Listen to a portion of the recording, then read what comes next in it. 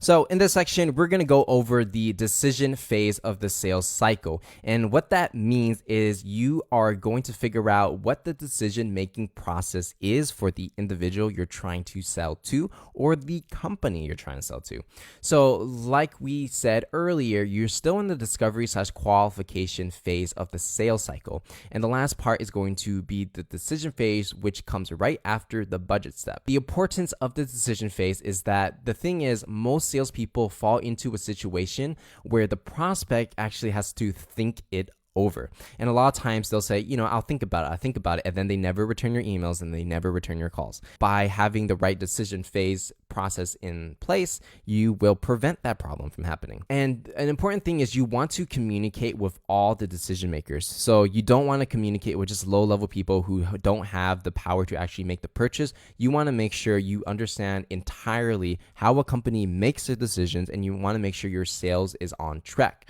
So you figure out the decision-making process for the individual or the company, and there's no guessing, there's no what ifs. You are getting to the truth of how it goes down, and you're trying to get every detail so that you know exactly how to make the sale.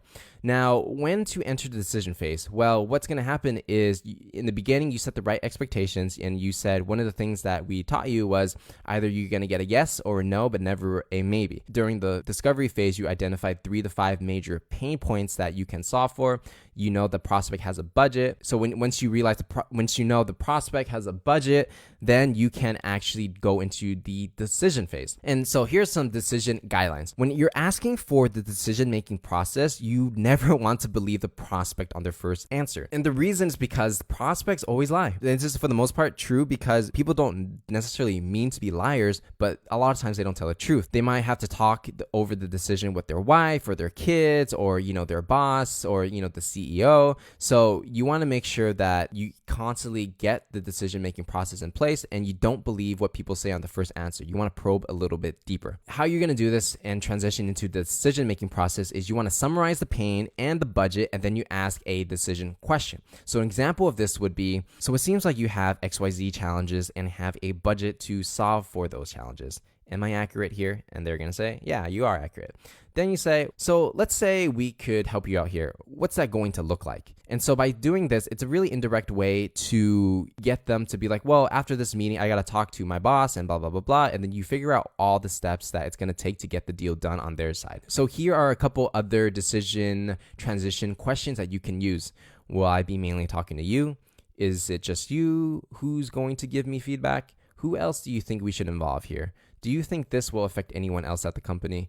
Typically, when I work with clients like you, there's an approval process, and I was curious to know if your company had one as well. So here are a couple variations of, how to figure out who the decision makers are. You're basically asking this person who else is involved, who else is making the decision, and usually they're going to tell you. Now, when you're diving deeper into the decision qualifiers as they start talking, here are a couple things you want to keep in mind as you get deeper. And so it's not just, I have to involve my boss and that's the end of the story. You want to know exactly what's going on, because the better you get this down, the more likely you're going to get the sale. So the first one we're going to go into is who makes the decision, what are their roles, do they have a direct or indirect influence?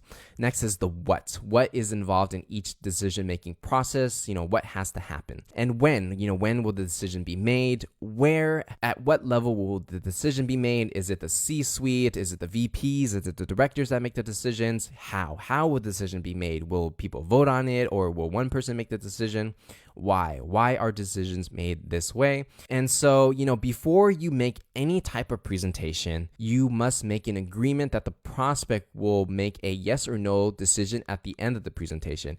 And you want to make sure that you have the decision makers in that presentation. And to get those decision makers, you want to understand the entire process of the decision qualifiers, because you want to make sure exactly who needs to be involved, what needs to happen, how they're going to vote. And so when you make the presentation, you can get a yes or no answer on the spot because you know exactly how people make decisions. Once the prospect tells you all of these things, and for example, he could be like, oh, so the VP of marketing is going to be there, CEO needs to be there, and they make the decision by voting, it has to be unanimous, and blah, blah, blah, blah, and we're trying to make a decision by the end of the month.